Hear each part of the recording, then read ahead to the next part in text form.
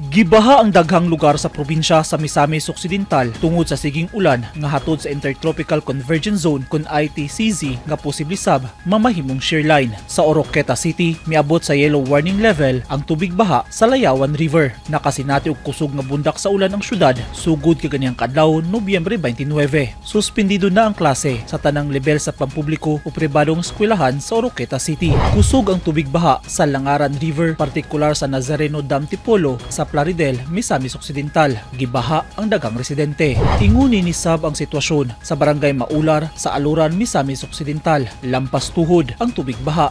Hasta ang highway sa Barangay Pelong sa Aluran, gibaha na sab. Sa Carmen Jimenez, Misamis Occidental, makita ang kusog nga bulog sa tubig baha.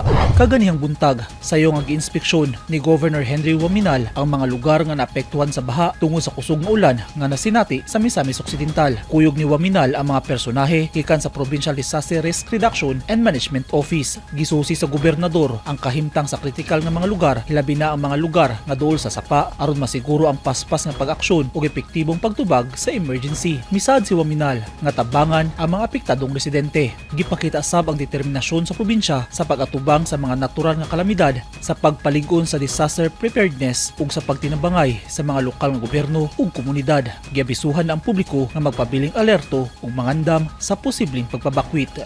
Eugene Hinutan, Newsline Philippines. Stay safe.